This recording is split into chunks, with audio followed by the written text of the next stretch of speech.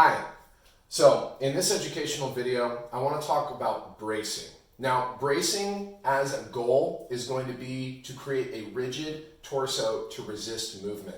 This is very important in any sort of strength exercise where our goal is to be able to handle substantial amounts of weight while resisting any sort of movement in the spine. This will help to, of course, prevent injury and increase the overall ability of our body to generate force.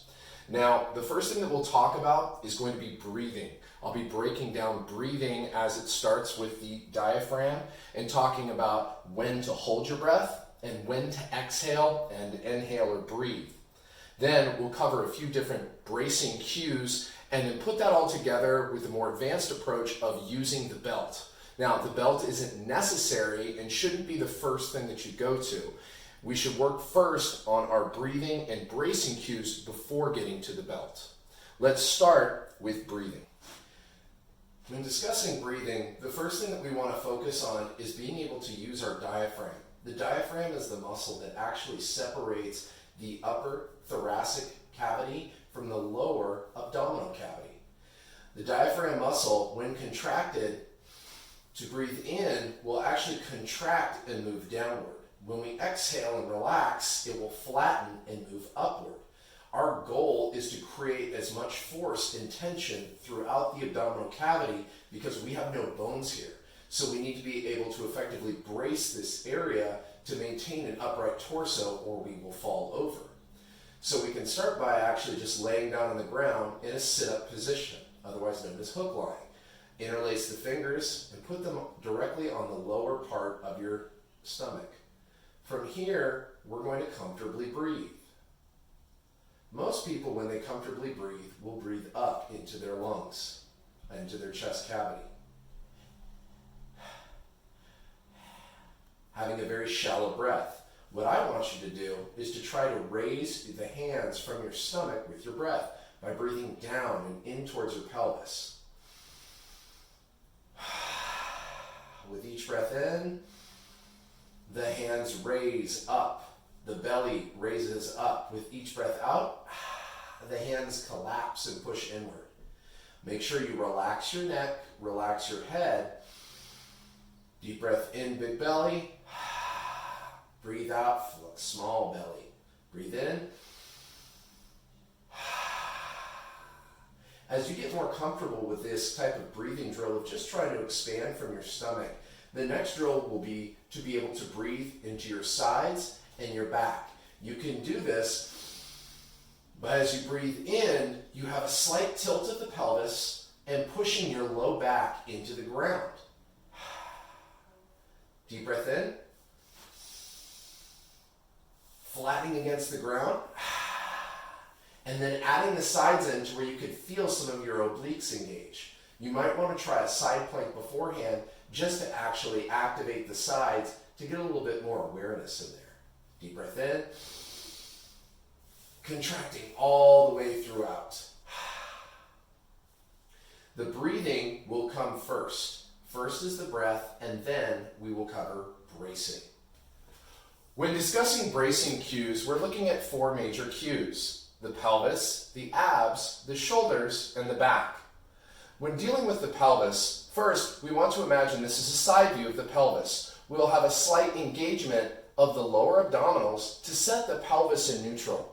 By creating this neutral pelvis, we're thereby able to create a good base from within which we can actually stabilize the rest of the torso. After the pelvis is engaged, we move to the abs. We need both the rectus abdominis to engage, push out slightly, and isometrically contract while we also brace against the obliques, forming a nice covering over our entire abdominal wall. Then on the back side, we have our scapula that push down and come together slightly. That downward and together or retractile motion is going to create an effective base for where a bar would be placed and help to center up and shore up the top of the torso. When the shoulder blades are back and together, the chest cannot drop and fall, so this creates a better position. Finally, for the back, we actually set the lats, latissimus dorsi, downwards. By setting the lats down towards our actual midline, we're creating again that stable back within which we can actually support weight. The combination of our pelvis, abs, shoulders, and back help to set the torso and make it rigid in combination with the breath that we've already discussed. Now we're going to talk about the belt.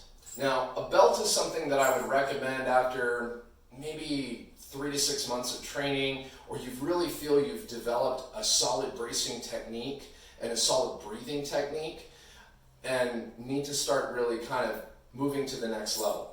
There's not really a required margin of when you would use a belt. It's really more personal preference, and a lot of that also comes down to finances, because belts aren't exactly cheap.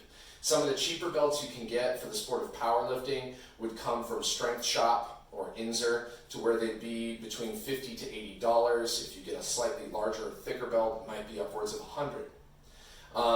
Belt I have is a 13 millimeter Rogue belt. This is an IPF approved belt. This one retails for about $120, $130, and they have all the way up to the very high-end belts made by SBD, which is $230. All the belts serve the same general function.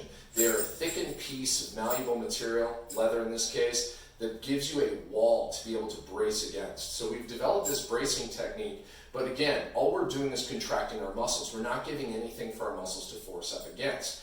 That's where a belt comes in.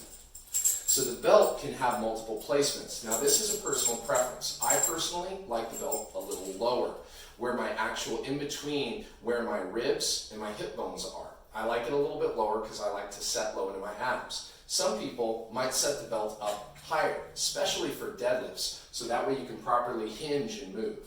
For squatting, I generally recommend a slightly lower setting, not up super high at the top of the abs, but rather at the low abs, as this provides you a good shelf to support from. If you do typically have a very narrow waist where you have low setting ribs and high hips, you might want to look into a tapered belt. Inzer makes a great taper belt, as do another number of other brands. This typically will favor a slightly narrower set of hips.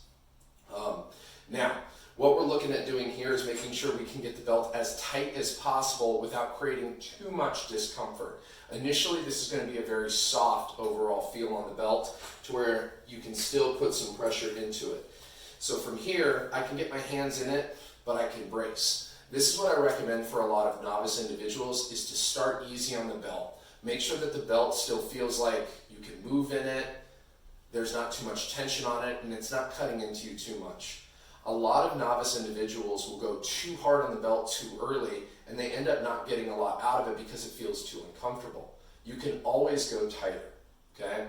So I recommend starting soft, getting comfortable with that brace technique, and as you're able to push into the belt more with the bracing that we covered in our previous talk of those 4 points, you're able to do the same thing here. So that the same techniques matter. Remember, it's pelvis, neutralizing the pelvis position. From there, it's engaging the abs all together. Obliques, rectus, keeping everything together, setting the shoulder blades down, and then setting the lats into the belt. You can do this with a softer belt setting, and then as you get more comfortable, you can go one tighter. Setting up, bracing. And the brace allows you to create that rigid torso to be able to move. This concludes the bracing video. I hope you found it useful and you can apply some of these tools towards your training and get